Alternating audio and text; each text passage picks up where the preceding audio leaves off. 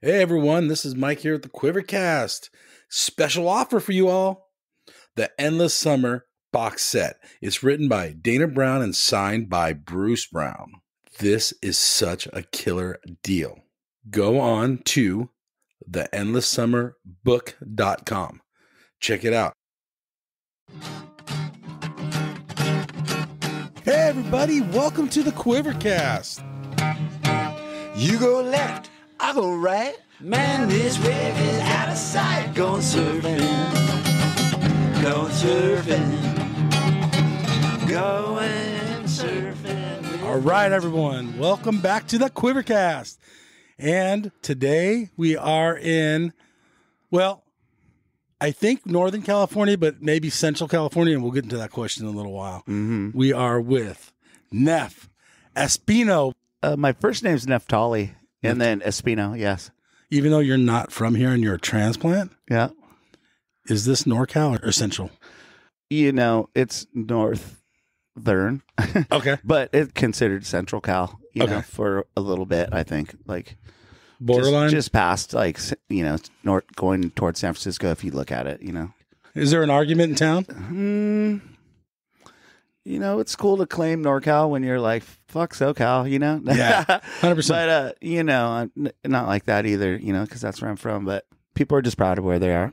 You Okay. know? Yeah. They're proud to be Northern California. Oh, yeah. All right. You shape surfboards. I try.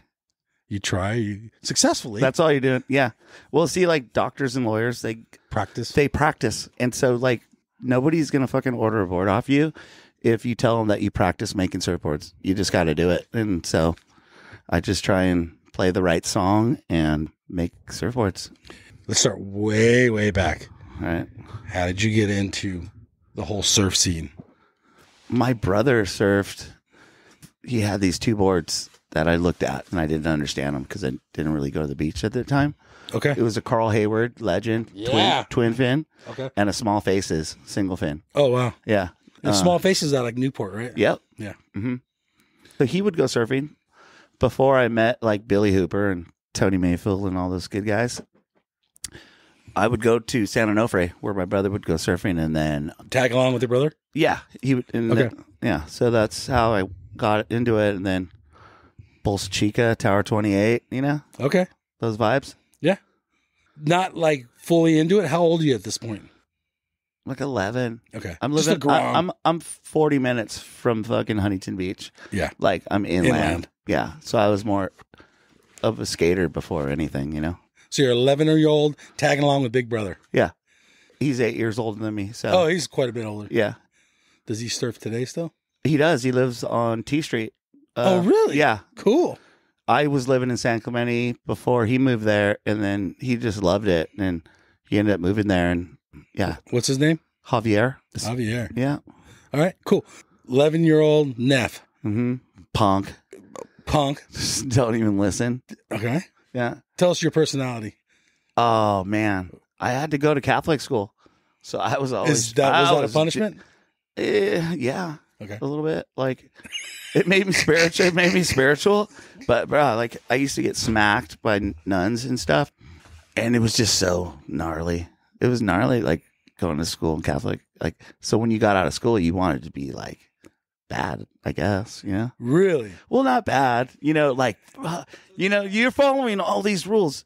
Yeah, like, okay. like a 40-hour job, dude. Like, 5 days a week, 8 hours a day, bro. Like, so, like, yeah, of course, we're trying to, like, get in mischief. Like, just kid mischief. Nothing. I've been to jail one time. Okay. For a parking ticket. Okay, so you're 11-year-old. You're in Catholic school. Yes. Is it co-ed? Oh, yeah. Mm-hmm. Oh, it is co-ed. Uniform. Yeah. Okay. What is surfing your getaway from school? From life? Well, you know, see, my brother, he took me, and it was just awesome. You know, like, oh, the ocean, you know, like, you don't even know what a resource it is unless you live inland, and you're like, fuck, this is so sick. So back then, it wasn't as gnarly, like people, you know, in general. Like, so you could take the bus. I was in 8th grade taking the bus to Huntington Beach, and you could take your boards on the bus back then and under 6 foot. Yeah, we would fucking drive through 1 million people for an hour and go, God, I hope it's not crowded. or windy. No, we went out at whatever. Yeah. Like Huntington was good for that. Made you lightfoot, you know? Because you had to make, dude, it just, that's what you got. Right. Mhm. No surf line. No, not then. So you just had to cross your fingers and hoping it was good. Uh-huh. Actually, in the register, Orange County Register, they had a little thing. They did. Like a tiny thing, like, Yeah. two buoy to reading. 3 west or whatever. And you're Yeah, like, but it was never accurate. yeah, it was just gave you hope. What about those days where you show up and it's like Santa Ana's and everything's perfect, like you losing your shit? Yeah, people like might not even believe it. That stretch of Huntington from Bolsa Chica to like fucking Newport, it could get so good on like a 2 to 3 foot swell with Santa Ana winds. Like you never, it just looks like as good as any beach break wave can get. I've been lucky to get that in Huntington. So you're Grom surfing. You're kind of getting older in age. So how does surfing change for you? Let's see. I remember like, it's funny because like, I remember when it really changed because I was like, I wanted to be a pro skateboarder. I was ditching every day to skate that pool right there. Say the pool. It's the La Mirada Plunge. It's not there anymore. It's cross street from my high school. Okay. So I failed. I finished 8th grade. Then my brother Ed went to St. Paul, the high. And then we had that 4-hour test to see if, you know, where you rank and if you get in. I did it in 5 minutes and I was out of there. I'm like, I'm not going to freaking Catholic school for 4 more years, dude. And so I went to public school and then I ditched like every day because that pool was empty every day. And dude, I would have had to do like a year and a half more of high school to graduate. And then, yeah. At that time, I met Tony Mayfield, lived across the street, and then he was really good friends with Billy Hooper and Tim Malone, who was like fucking gnarliest kneeboarder I've ever seen. Like, and he rode Tim Pony. Okay. Yeah, Tim Pony like was the guy to have a board from back then. Yeah. Yeah. Like you're hitching a ride with these guys or what? Like, Oh, what's yeah. going on? Okay, so Billy Hooper had the blue Volkswagen Bug. So Tony probably got shotgun or whoever, one of the guys that went, Mike Cottrell. Usually Mike Cottrell was like, that guy was a legend, dude. We looked up to him because he was never around. But he fucking shredded and he was good looking and he had all the chicks. And you're like, dude, I want to be like that guy. Cottrell, dude. He's a legend. He was on the other side of town from me. Okay. Yeah, in La Mirada. But somebody had gas money and somebody had food. So I usually was the guy that had food. We were doing good. My dad was a firefighter. So like I would just grab Scooby snacks and nothing crazy. Like, and so I got a ride and that's how I got to Huntington every time. And then Southside trying to make the reward. You know what the reward is? No, what is it? The rebound side? Cause yeah. When you catch the outside wave, then it reforms and then it's a reward if you catch it. So we call it the reward. And okay. Then, yeah. And it gets super good sometimes in the Dude, inside. it could get as bad as it gets. And it could get like, whoa, this is like a little skate park. There's days their inside's better than the outside. Yeah. It's super soft on the outside. Yeah. It's like Oceanside. Like, dude, I've gotten south of the pier and North Jetty, like some of the best waves I've ever had, you know? So now you're a teenager. Yes. You've worked your way up. What goes next in your head and how did you get in the surf industry? When I moved to San Clemente, I was maybe like 23 by that time. I tried to one of the stupidest things I ever did was like, I had a Dewey Weber mini experimental feather tail with killer fin. I stripped it and tried to shape it in my front yard. Reshape it. Oh, dude, I just ruined it. And I was like, God. And when I think about it now, I go, fuck, dude, that was so dumb. Yeah, in retrospect. Dewey Weber's son, one of them, lived with me in San Clemente back in the day. Oh, okay. Yeah. So it's a small world. Yeah. You didn't start doing anything for the surf shaping boards or anything? No, I was just trying to surf and just get good. You know? I was trying to like basically skate. So as soon as I learned how to surf, my skating completely changed. And then like a big life-changing moment was my buddy was like an original Trustafarian, you know, like he was like, he had, his parents would like spoil him. He had a 36-foot wide, 13-foot tall half pipe. And then he had like an 8-foot tall half pipe by 24. And Christian Soy and Lester Kasai would come. You know, we're in like 8th ninth grade, and we're just getting ivory with those guys, dude. It was crazy. Like, and I'm checking out his board, and his trucks are so fucking loose. And he told me that he saw, loosen your trucks and tighten your mind. And I go, bro, you ride these so loose on the fucking vert? He's like, yeah, you just tighten your ankles. I'm like, what? And then so we had all these driveways. I was practicing how to just have good control of like turns and roundos, and you're just imitating it. When you live inland, you know, that's all you can do. So Yeah. that's what we did. Just skated all the time and Skated surf all the when time. you could? Yeah. So I had really good balance when I surfed. I got good pretty fast, you know, but it's hard. It's the hardest thing ever. Okay. Yeah. Did you ever do any contests or anything like that? No. No.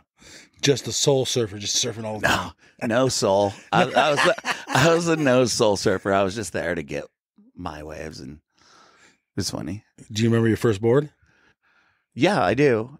Okay, so my first wave that I ever rode was on a Stussy, and it was shaped like one of those Tom Carroll models with like blocky tail, short. This is a classic Tom Carroll 80s thruster, and I got a little wave, and I was like, oh my God, I'm going so fast. And I looked to the beach, and my family did not see me. And I was trying to tell them, they're like, yeah, right, whatever. And then my other memorable first wave was at Tower 28, and I'd actually done a couple pumps going down the line, and I was just like, oh. And you remember that in your head? Yeah, I do. I'll never forget that. And I'd be like, and I looked to the beach, and my mom didn't see it either, but it didn't matter. I was like, oh, fuck. I know how to surf. Yeah. Yeah. So you have the Stoke. You said earlier you're looking at your brother's boards. Yeah. Like, did that translate how boards worked? Different dimensions of boards? What do you mean? Like different shapes. How the boards worked a little differently. Like, oh, back then you didn't have any choices. You just go, oh, fuck, I'm going surfing, and you're just whatever board you have. Yeah. We weren't spoiled. Like today, they're spoiled. Like, which is okay. Like it is what it is. And yeah, we were riding frickin' clunkers, dude. Like whatever, dude. Like oversized, like 4-inch rail boards, dude. Where were you getting your boards from? You used like my buddies? Yeah, buddies. Surf shops used? So, so my first board ever. Okay, yeah. So this is, you know, I'm not going to blame it on Catholicism, but yeah, I was just a little punk. So we're having a jogathon, and you go around the neighborhood back in the day, and you'd have people sponsor you for like how many laps you would go. They'd go, okay, we'll give you $1 or $1 a lap, right? Yes. And I killed it. I was like a freaking Olympian, and I made so much money, and I fucking you did not. I kept it. Yeah. Oh fuck yeah, I kept it. And then I went and bought a brand new Rockin' Fig with like all this. It was super 90s. It like had multiple like bright rails, and then petroglyphs painted all over it, like super new wave. And then I bought a pink and black Victory wetsuit. Yeah, I was like, fucking. You were all the way. I'm on tour. Yeah. Yeah. Who sold you the board? Do you remember? Was it Rockin' Fig? Yeah, it was Rockin' Fig. Yeah. Oh, okay. Yeah. How did he talk to you? His soul. Yeah. He was super nice. He was the nicest guy ever. I was in. You're a Stoke Grom. You heard on K-Rock. I was in 8th grade. Yeah. Oh, K-Rock. Yeah. Do you remember listening to Rockin' Fig on K-Rock? Yeah. Oh, fuck yeah. So you knew who he was? Oh, yeah, yeah. Mm-hmm. He's a legend. Mm-hmm. How'd the board work? I caught waves on it, but I wouldn't say that it was one of those, game changer like boards where you're like, fuck, this board, I just turned the corner on something or whatever, whatever that turn was. You're like, fuck, I figured it out, you know? But it was just great. It was my intro. Okay. Yeah. Of my first board ever. Right. Brand new. Did Rockin' Fig shape his own boards? Or did he have like a ghost shaper? Use his name. That's funny because I love surf history so much, and I try and figure out, mysteries and whatever. And I believe that he did, but it's not uncommon in the industry to have people help you shape that. Like, it's weird. Like, you could be a really good shaper, but you got no fucking orders, And so when somebody's the flavor of the week, or whatever, they got the work, and you're just like, fuck, it's better than digging a ditch, So I've only ghost shaped for one person in my life because I felt like ghost shaping was like, I just kind of wanted all the recognition in my head, sort of, like I'm fucking making this board, So Max Medeiros in Kauai, I would cut out his boards, and put the rocker in and then shape the whole board, except I would leave the rails, square at 90 degrees. And then he would do his own rail style so that they would look like his boards. So that was the only person I ever done it for, but I felt like that was like a huge honor.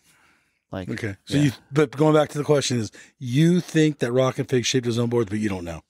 I don't have 100%. Okay. Yeah. Someone has that answer. Yeah. Yes. We got to figure that out. I bet. I think he did. There's a lot of people that, you think like, oh yeah, Bob Hurley was a great shaper. I didn't know for a long time that he made boards, Yeah. Yeah. You don't remember Hurley boards? No, I didn't. So back then it was like Wave Tools. So Mark Sweeney, I got a Mark Sweeney. Actually, I got a used Mark Sweeney from Tony Mayfield. And it had that classic like arrow like Herbie Fletcher does, Okay. Bro, fuck it. It was a double wing swallow. It was like Richie Collins fucking era. And dude, that fucking board works so good. Yeah. Howard Duck. Oh yeah, Howard Duck. Yeah. Where's that guy? I don't know. And then who else was really fucking good? Oh, my buddy James Vartanian was making boards. I got hit Vartanian. I'm not sure if he's still doing it, but okay. Yeah. So you progressed. You moved to Sacramento and you decided to get into the surf industry? Oh, yeah, right. Hey, here's my application. No. Yeah, how did it happen? No, okay, so you're just a surfing punk, basically. I'm a surfing punk. Skating punk. At this time, I'm a roofer. Okay, I've got like 300 roofs under my belt, like working for an ex-Marine, and like, dude, it's fucking gnarly. Like, I took up smoking cigarettes to get that 15-minute break every time that he took a cigarette break, because he was gnarly. But I moved to San Clemente with my girlfriend, and then like I met my buddy Matt Wade, who does Co-op Inc. He does all the logos for Lost, and all the stickers, and for Sharp Eye and JS and all that. And yeah. And so we had this little group at 204s. They were all writing Mayhems because they're from Chino, and Mayhem's from Chino too. Is he? Yeah. Yeah. Yeah. No way. Interesting. You should know that. I know I did. Remember how I first met you? I'd like heckle you because I'm like, oh, you got that wrong, dude. I got everything wrong. Yeah. That's why I do this. I love surf history. It's fun. Okay. So you're hanging out at 204s. Yeah. Stay with that story. Okay. 204s. So we're writing Mayhems. That's pretty much what was going around.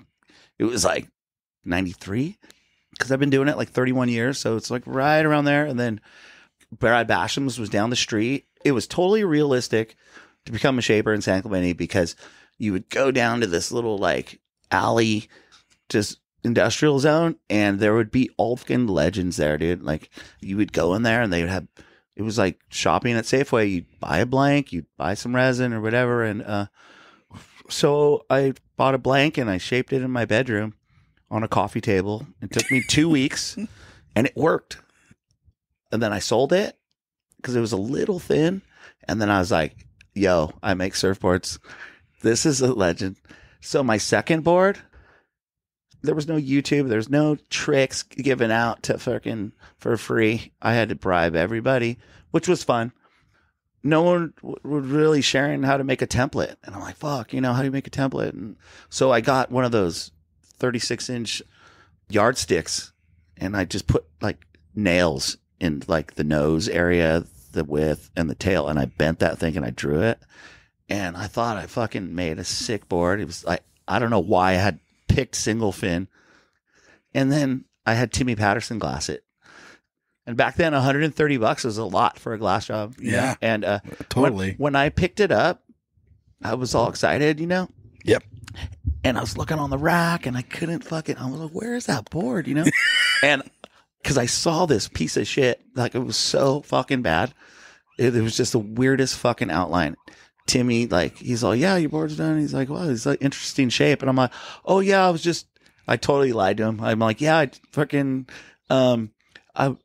this was somebody's board that he had made when he was a kid, and I just copied it, Yeah. I'm all, yeah, it's kind of funny, huh? He's like, yeah, it's a little odd. And then when I brought it home, dude, we're talking master hecklers. I've been hanging out with hecklers for my whole life. Fuck, my friends came over and they almost made me cry.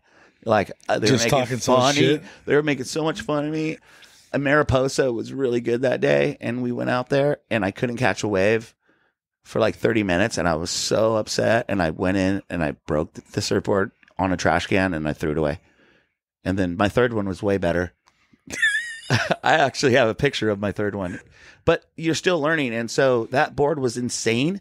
I didn't know, like, there's so many tricks to making a surfboard, and like, I didn't leave enough hard edge. I made it all like, the board was shaped good and the rails were good, but like at the hard edge of the tail, they were rounded. The resin guys could have fucking threw a dog a bone and like they could have built up a little bit of resin for me, but it was like, it would have moments where like, oh, it's so good. But then like, it just had This is the third board you're talking about. Yeah, it had no drive.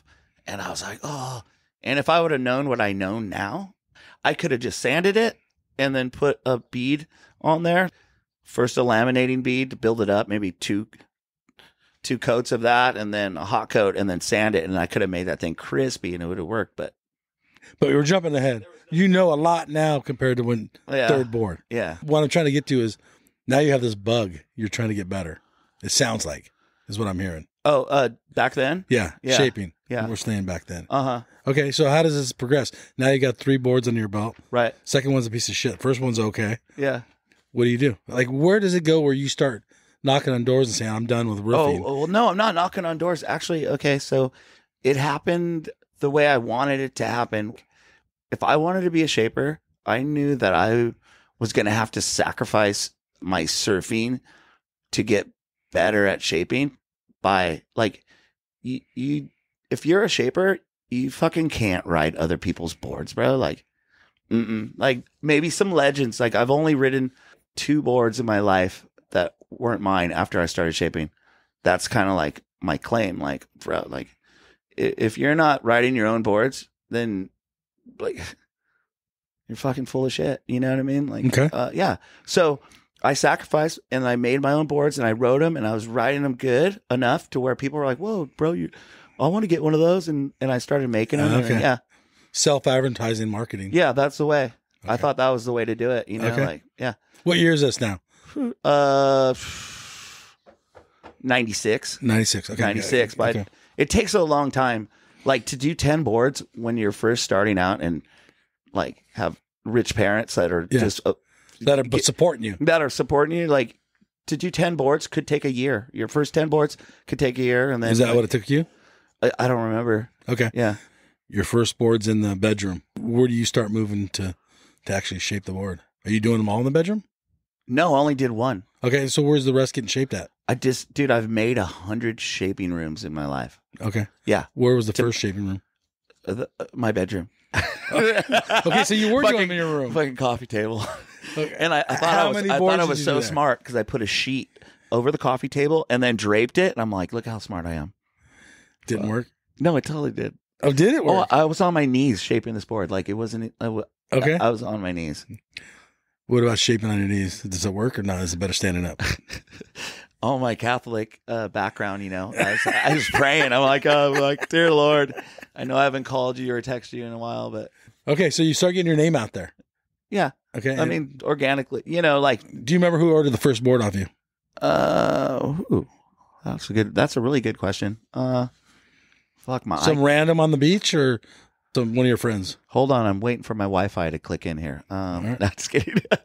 Let it happen. Yeah, no, you know what I mean. Like, I'm pulling up some old files right now, dude. Settle down. I'm only sending it to space and back. Wait a second. My first board that I ever fucking shaped. Oh man, the one for you sold. somebody. Yeah, I don't remember. Okay. Yeah. Fair. A long time ago. Yeah, maybe I will. Maybe, you know, sometimes with my brain, like while we're in the interview, I might just stop and be like, that guy. Okay. Yeah. We'll see if that happens. I watched Fast Times at Ridgemont High last night. Like, my kid had never watched it. And he was just like, oh my God, this guy's a legend. I was kind of bummed because, like, so I have a script I have written in my head for, like, the new Jeff Spicoli movie. Like, Jeff Spicoli in, you know, let's say, like, 2025. Like, because he was working at a liquor store at the end, you know? Yeah. And so my thought was, like, he wins a lottery ticket. He gets fucking rich. He, like, freaking has a wave pool. He's growing weed. He's fucking got all the chicks in the world. Mr. Hahn loses his job and is working for Jeff Spicoli. And, like, there's just this whole just world of fucking funny things that you can make with Part 2? Jeff Spicoli, part 2, dude. That's sorry. I'm kind of like Rain Man. I'm like, oh, this I have to tell that. So if you want to, you can contact Nef For the script. For the script at Homegrown Surfboards. We'll give the contact info on that. Tell you can write it all down. Yeah. So now you're selling boards. Right. Enough to make a living? Are you still roofing? Yeah, I'm doing construction. Yeah. It's so hard to make a living making surfboards.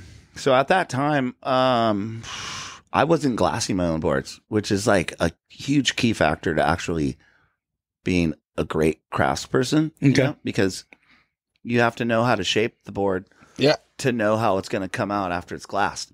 So I was in just the regular learning curve, and then I met Greg Mungle. I worked for Greg Mungle for doing what? A while. Fucking the gnarliest job ever. He paid me $5 an hour. He was we were making fins for Lost and Timmy Patterson at the time, and we would take apart, the sliding glass doors. Yeah, and you take the 2 parts of glass out, and then you put the mold release, and then you put like 15 layers of 4 or 6 ounce resin and cloth, and then you set it, and then it goes off. Then you cut it in strips, and then I was having to freaking cut out fins back to back with the pencil line between the 2 fins was your actual cut line.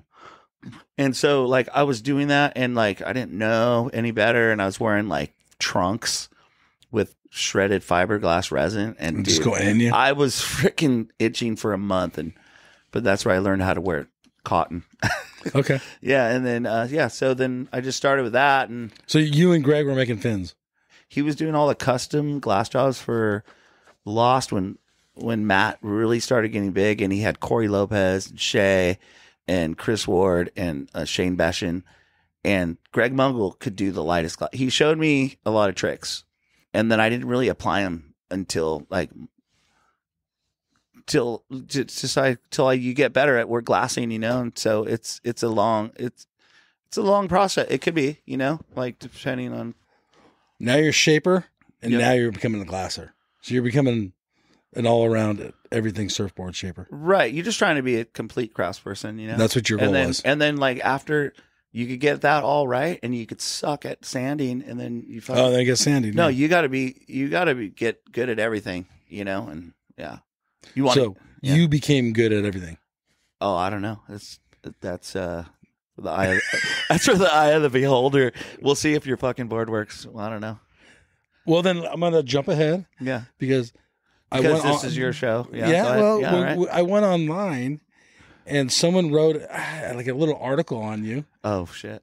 And it says, if you're looking for the local guy that gets the job done right, it's you. It's Nef. Oh no way! Where'd you find that? The world of Google. Oh yeah. Yeah, there's more to it. I actually took a picture of it. Yeah, too. I mean, sometimes that works better than praying, because you're like, so when you do a prayer, like you're like, oh God, please, like it doesn't really always work when you don't know something and you need the answer. You ask Google, and boom, you get it. So yeah, Google. I'm not saying Google is godlike, but it's like real instant answers. You could be pretty smart. Like, okay, yeah. Well, Google knows everything. It'll help you out with some words and shit. Today, you're shaping boards up in Davenport, California. Mm-hmm. Who are your clients? Who is your customer? Every man. And how many women? And women? Oh, women, lesbians, all kinds. Like, no, it's seriously, I'm not even kidding you. Who's the person knocking on the door? Are they here to talk to you, to shape the board out? Or are they here just to let you, like I did, kind of just give you the basic outline? You go to work. Dude, I had to beg you for 10 minutes. You're like, bro, I'm in a hurry. I'm on my period. You want to go? Like, dude, fuck. You got 10 minutes? I looked at your chick, and she's like, she nodded, so I knew that I wasn't taking no for an answer. There you go. Yeah. But who is your customer? Who's the guy coming here? Are we talking about? Maybe okay, so, like I said, earlier, you kind of just build on it, right? So, like, if your board works, like 10 people are going to find out that fucking board works. You're like, oh, bro, that fucking. And if it doesn't, then 10 people are going to find out you didn't, you know? So I've been kind of on a roll, like of making a board that works, because everybody that orders a board from me is different size, different shape. And that's why I have 350 templates. I do all the dinker pairs in Santa Cruz. And so I get to touch the best boards that I would never touch because I'm not a consumer, but I fix them. And so I go, oh, fuck, that's a sick curve. I'm going to take that template. And it's not even like, oh, copyright infringement. Like, dude, all I get from that piece of paper is a fucking pencil line. And so I used to use muscle memory and be like, oh, I saw what he did with that. And I can fucking do that. So I really just make it up. Every surfboard, it's make believe. And you want me to believe. So I believe it's been working. Well, you're getting feedback. Yeah. No, I'm psyched. Positive feedback. Okay. So I met Austin. You want to say Austin who? Austin Smith Ford, dude. There you ASF, aka Little Skittles.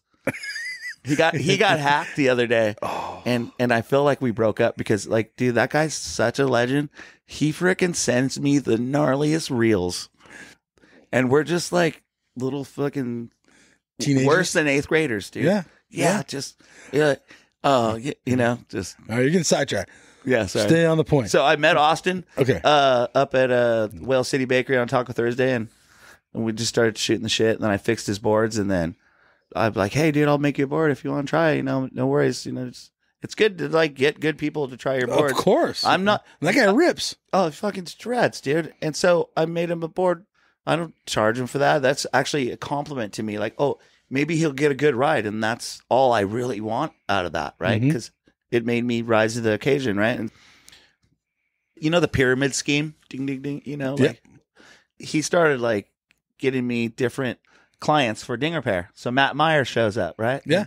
And Matt, I love that guy. Coach of the year. Bro. Yeah. He's my coach. And he rips too. Special ed coach. He's like special needs. Super good surfer. Yeah. Super nice. So he came in and he goes, hey, then Matt Myers on the triangle. He's like, hey, I got this kid, super good surfer, Hayden Rogers. He's gonna, he needs a Dinger Pair. Then I met Hayden, and then he came, and then freaking, I was like, yeah, dude, I'll make you a board. And then Max Beach and Hagen Johnson and Luke Weiler, bro, those guys are fucking so cool. They just kept the dream going. Like, and so then I met Zealand Hunter, and then he wanted to surf Mavs, and I had an extra Mavericks gun, and I'll make you a board. And he's all, well, he's like, ride for loss. But Matt said that I should get a local guy to make a gun. I'm like, bro, I'll make you a gun. I was just going to make it for him, like for free. And he's like, I don't roll like that. He's like, so I got a brand new Weddy and booties for my chick, and gave me fishing gear. And I just told, he's like, what do you need? I'm like, oh, I don't have any fishing pole, because he's sponsored fisherman. Yeah. And so, yeah, his mom has a store on 41st and gave like $300 worth of stuff to my girlfriend and my daughter. Wow, yeah, they're cool. fucking so nice. What I'm hearing is you're getting in with the local community, and you guys are all loving each other, or whatever word you want to use. Yeah, exactly. Well, you know, broing each other out, having fun, sure, learning from each other. Right. Sometimes it's hard for some people, but it's just easy, you know. Like, and for me, like, I work for myself, so I do whatever I want. If I want to give Austin or Zealand a freaking free board, because I want a clip that I could be like, when I'm old, I could be like, fuck yeah, you know. Yeah, Austin rode my board. Well, yeah, you got all kinds of sick barrels on my board in Puerto. And I'm like, dude, you don't even know what that's worth. Because, like, dude, you know, back in the day, like, to get in those mags right there, yeah, you freaking get so, it takes a miracle, like, if you're nobody to get, like, I got a cover shot in Transworld.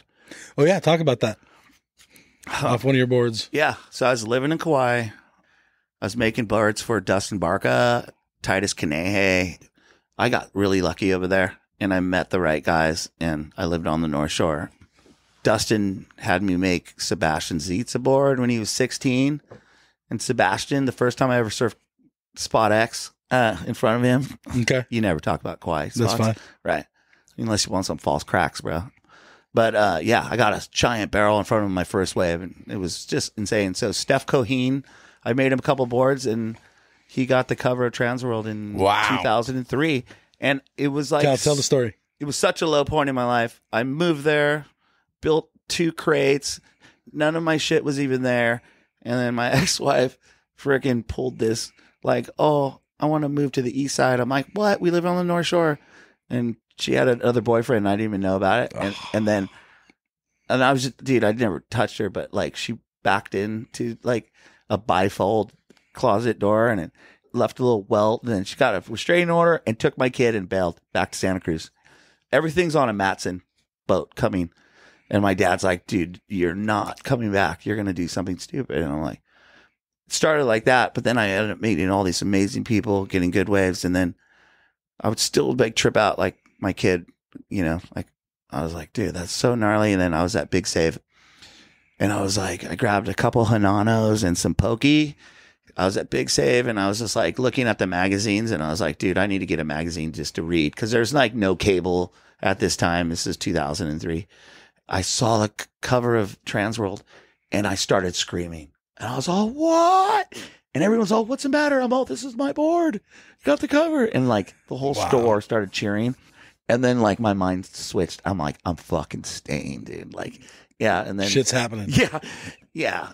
Yeah. So and it happened at the perfect time. Yeah. It was cool because I was just trying to just stay mentally, you know, I don't know what you call it. Like, you know, I had a lot of shit going on. Yeah. Afloat. Oh, yeah. You're just not sink. Yeah. So I tried really hard over there. I was working with Max Maderos, Hawaiian Blades, such a legend. Yeah. And he helped me out. And yeah. So, but I had to come back because. How long did you stay there?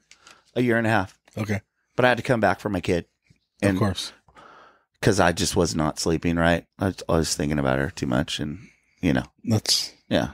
Going through a divorce. And that's why they write so many songs about it, bro. It could be funny, but not always. What did you learn from that experience on Kauai? What did I learn? Don't say dude. Okay. Yeah, in front of the Hawaiians. Yeah, dude. Whatever, dude. Then they all go off on you. To stick with tragedy, I guess that was tragic, but it was also a good happy ending, right? Oh, no, it's just life. Okay, it's just life. We're at the Baja 1000, dude. It's 4x4, dude. Like, whatever. Life's 4x4. All right. Even if you only have 2-wheel drive. Okay, so you've had some setbacks. Sure. Here and there. Oh, yeah. And you had a big fire, right? Yeah. You want to talk about the fire? And what? You were living here. Yeah, I've been here I've been on Big Creek for like almost 18 years here in Davenport. Super special place. And we've had a fire in 2009. It was the Lockheed fire. And like speculated that the cops raided a pot garden and then they burn it. And then that started the forest fire up here in Bonnie Doon. I was living in my surf shop next to the bakery. The fire department are giving out Smokey the Bear stickers, you know? And I was like, fucking Smokey the Bear. And it just clicked. I invented Toki the Bear. And then that's one of my logos. Okay. Toki the Bear's Smokey the Bear's donor brother. They don't talk about. And so then we survived that fire. And that one looked like really close to my house. 2019. Yeah. That was like, weather was so gnarly. It was thundering and there was wind. The trees were like moving my electrical pole right next to my house and like charcoal briquettes were coming out. We had 2 houses at the time and my chick's going, dude, you got to get over here. Cause you could see the whole skyline. She's like, the lightning's going off. I'm like, I know, I don't think I should go. And then this is like 3 a.m. And then the next day the coast is on fire up north. It's crazy. And, so we're like looking at it, and they're doing some water drops and stuff. And it's just kind of like really inaccessible. I think maybe there could have been a more concentrated effort on water drops, but whatever. Yeah. I don't know what their resources were. Yeah. And so, I was at my house right on Scotts Creek and Big Creek and my surf shop. And my buddy's just like, dude, you got to evacuate. It looked like napalm. It was like orange. And so I was just like kind of angry. I'm like, just not going to come here. I didn't want to move anything. So, dude, grab your templates, grab whatever. And so I just grabbed like the important my shit. templates, a bag of cordless tools, and a generator, and like didn't even really try because I was like, oh, I don't want to have to put them back because I didn't think the fire was going to get there. And then, dude, that fire smoked that place. Like I lost 2 houses, a surf shop, every tool I ever owned, and memorabilia. Yeah. That really made me kind of take life serious. Yeah. So you had to rebuild. Mm-hmm. What was the feeling like? It could have went a couple ways, Tinny, man, and no, it could have went a couple ways. If just my house burned down, I'd have been like, God hates me, or like, oh, I deserve it. No, but all my friends lost their houses, so everyone was, and so we were all in Davenport, just like freaking like. We just got bombed or something. Like it was like that real like crazy energy. Like fuck, everyone's like, dude, my house is burning. No. So I remember I was just like, dude, I'm gonna just go surrender myself to my landlords because they've been taking care of me and I know they need help. Plus, we wanted to see if our houses were still there. And I remember when we walked back and everything was gone, dude.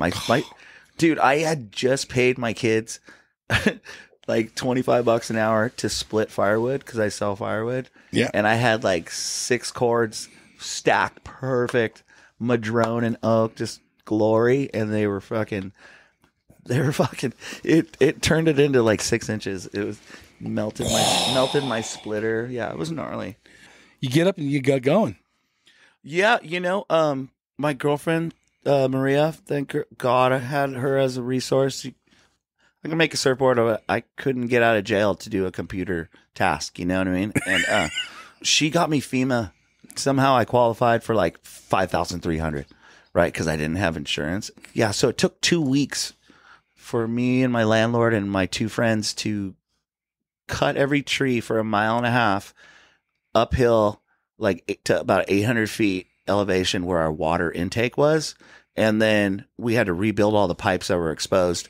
They were just melted to get our infrastructure back, our water, Yeah. So after 2 weeks happened, I asked him if I could build a shed, and I built an 8x16, 8-foot walls tall with a gable roof, like just kind of like my shaping room right now. And that's where I staged my comeback. It was flat for a month after the fire, nearly a month, like perfect conditions like this right now, like. And no waves, like 1 foot. And so I was doing work at Arrow. I would have to get a regular job. So he's just like, dude, you just got to get it together. So if there's waves, I'm going to have to get somebody else. And so I whipped out that shed in a week by myself. And then it became the best winter of California history. I was doing over 60 ding repairs a week. I would go to the bank and then I would go to Home Depot and buy all my tools. Start trying to buy my life back, Yeah. Yeah, it was crazy. It's cool. You did it. It was just like, because it was happening to everybody. So it was like, there was no other choice. No fucking other You made choice. it happen. Yeah. And now today you're in this establishment on the most beautiful coast and it's stunning outside. Oh, yeah. You should have seen when I got this place. Just, bro, there was there was no roof there. There was a giant Brussels sprout machine. Okay. Nothing was in here. Okay. And it was missing about like 3/4 of the roof. So if someone wants to get a board shaped, how do they find you? Smoke signals. Okay. So you're so underground that you don't have a website, right? That would take computer skills. Okay. So I'm just breaking this down. Yeah. You do I have an Instagram. You do have a phone number. I was going to go. Yeah, Instagram. Yeah. We got to talk about that real quick. But okay. So you do have social media. So you like to get DM'd and you say, hey, meet me at my place? Yeah, I mean, that's the easiest way from the East to the West Coast or whatever, Okay. Yeah. What if someone from the East Coast is coming here for a little vacation? They want you to shape my board. Yeah, that would be amazing. Like, so like how does the word of Nef, Homegrown Surfboards, how do people find out about you? This is such a old school way of surfing, and shaping and getting boards. Oh, I just wanted to I'm only as good as my last board. Yeah, this isn't mayhem. This isn't. Oh no, I respect big names. all this. Yeah, of course you do. No, but I'm saying the way you run business is completely different. You know, I make my own surfboards 100% by myself. I shape, glass, paint, sand them. And I know a lot of people are doing that. Those people know how fucking hardcore it is. And for me, I just want to be hardcore. Everyone I ever looked up to in those magazines, you know, like those guys, that's surfing history. And like, that's just the way I want to do it. You know, like I've never had a computer. I never had a shape. What's your thoughts on computer shapes?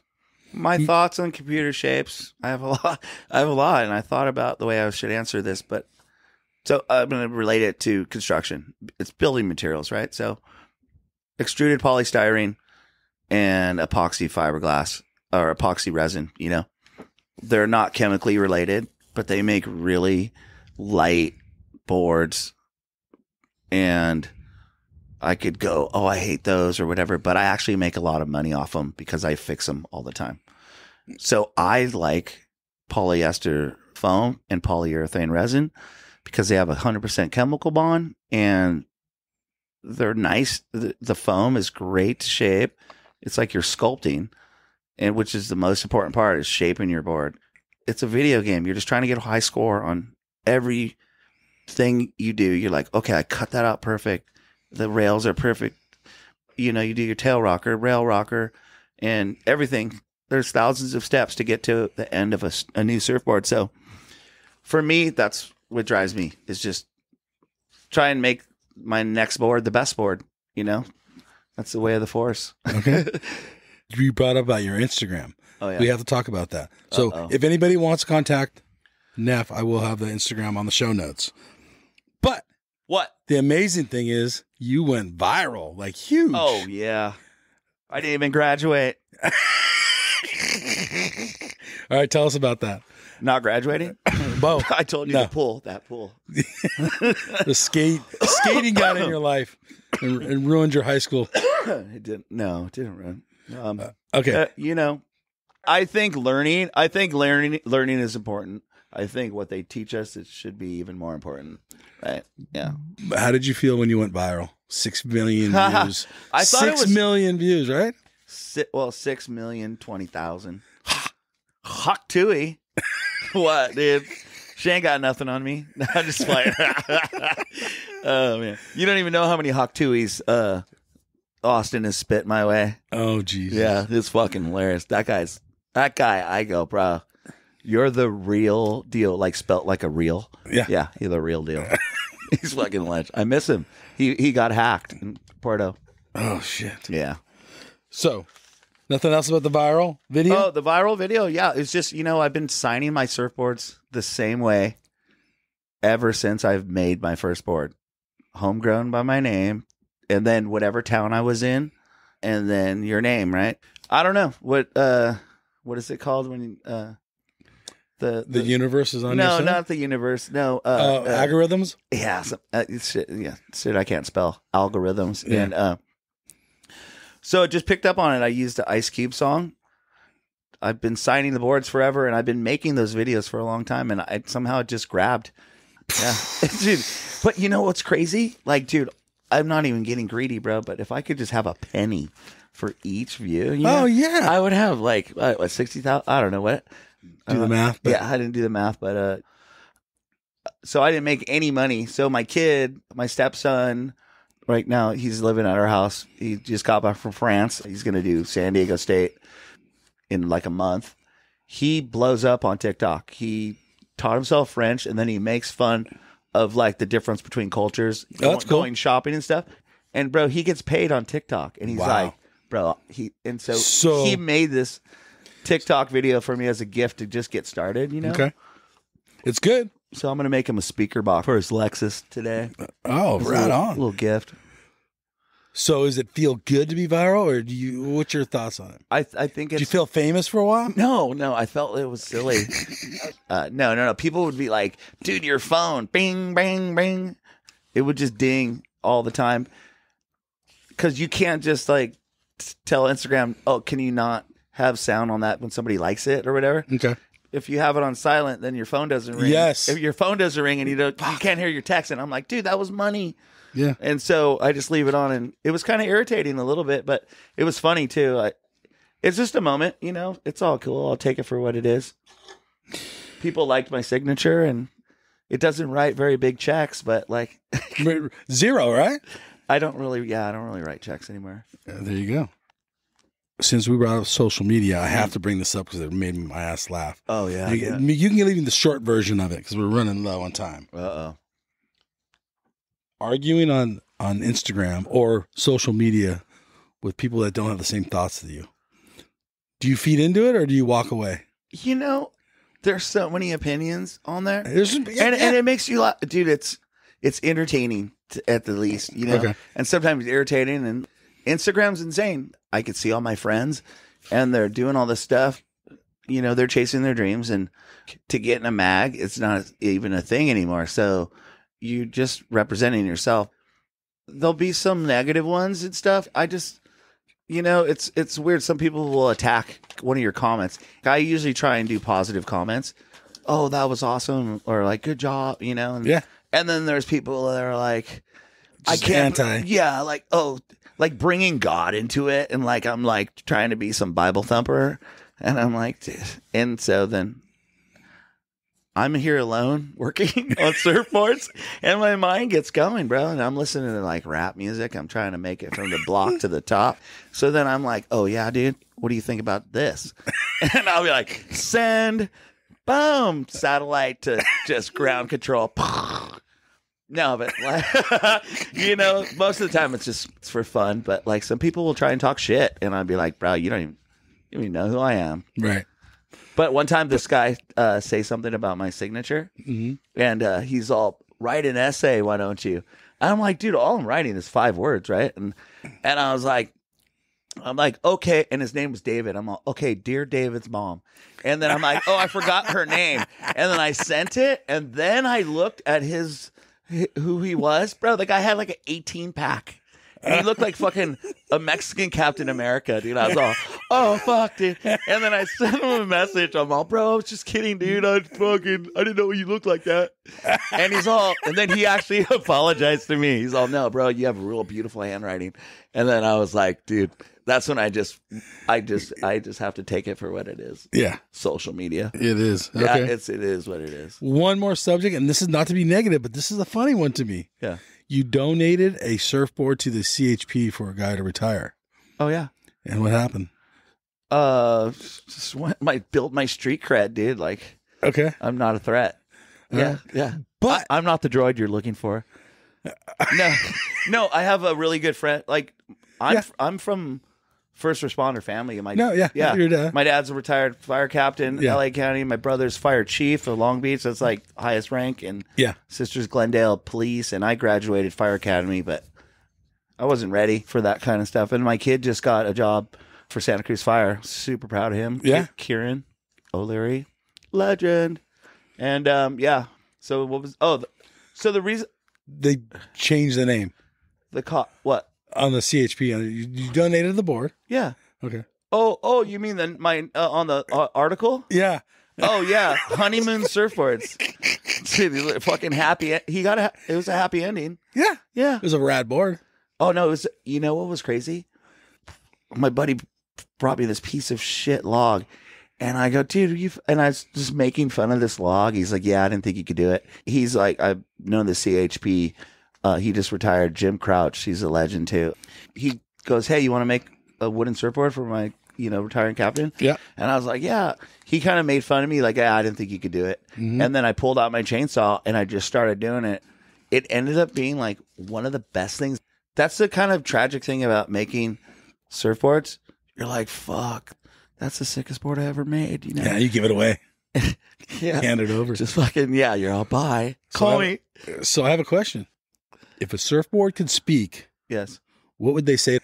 Can I have a second to think about that? Because that's a weird question. Like, It's a total strange. if a surfboard could think, or speak. right? Yeah. Because they're building a relationship. It's a new relationship too when you're handing a new board over. You see what I'm saying? Oh, you're talking Like about mystical. me handing it over. Well, nah. What would the surfboard think? Meant like, What does a surfboard think like two surfboards when you talking to hand each a new other? board over to somebody? What's it like? Yeah, they're building a relationship. I look at him first. Yeah. Well, a lot of times when I'm shaping it, I look him in the eye and I go, bro, technically this should be the best board I've fucking ever made. Uh-huh. they're all why. I'm all, because it's 31 years later. I'm like, I should be getting better, right? But, Yeah. But when I give it to them, and maybe I'm just like, fuck that. I don't want to. I'm doing this for how much? Yeah. No, I just tell them that, fuck, dude, you don't even know how many times I've touched your board. You'll never touch your board as many times as I did. That's about all I get. Yeah. I touched your board so many times. Oh, you jealous. No, I love it. Well, Nef, time's up, but I think we could still talk, so we might have to do a part 2 later. Yeah. I just want to publicly say that, like, that your show is so rad because surf history is freaking important.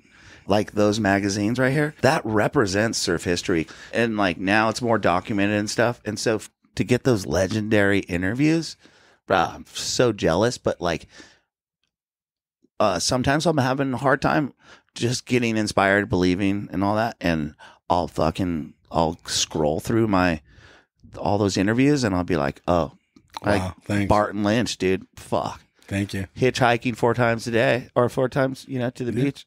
Like all those, there's so many guys that are great. It really inspires me to just keep the dream alive of making surfboards. So I love it. And thank you for the surfboard. I'm in love with it. Freaking stoked. Can't I wait to try it. I hope we qualify this year, Yeah. Yeah. I love that thing. You got to be honest, dude, because ladies and gentlemen, if you're not honest with your shaver, you're like, dude, this board fucking sucks. I agree with that. This board sucks. Like, something's the matter with it. I'm not going to get better.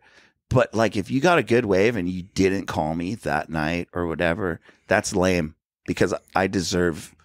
I deserve like dude. I just got the sickest turn, and it'll be funny because I'll see people. I'm like, dude, how'd that board work? He goes, bro, it's the funnest board I've ever had. I'm like, oh, thanks for telling me that. But you have to, when you see them, they should be like, no, dude, they should like the right after their session. They're like, brah. All right. Yeah. You get that from me. I think. All right, everybody. So this is Mike and Nef and at Homegrown Surfboards here in Davenport at a beautiful location. If you can find them, come get a board shaped. All right. I'll see you later. Thanks for listening. And just be nice. All right, everyone. This is Mike and Nef. We're out of here. Later. Man, this wave is out of sight. Going surfing. Going surfing.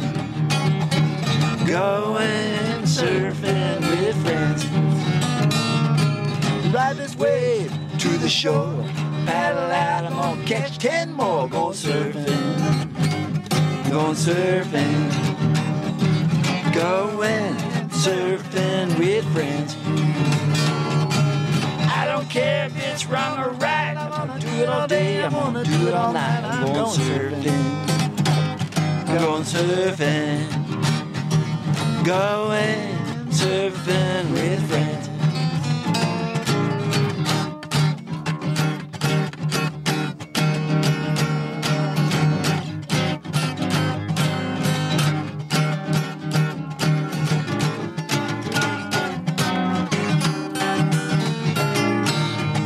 Watching up on my way. It's a beautiful day. I'm going surfing. I'm going surfing. Going surfing with friends. Woo! Hey, you guys. Endless Summer box set. This thing is legit. It's authentic. Numbered certificate in it. It has a 5-frame film strip from the original print. You will literally own a piece of history. It has a specially minted bronze medallion. Dude, that thing's sick. Okay, there's so much more here. Go to the show notes. There's a link on there. Go check this piece of history out. This thing's rad. Seriously. Smithsonian American History Museum has it. It took 4 years of research with 3.5 in production. All hand assembled. This thing's rad. So much to this awesome box set. Remastered DVD.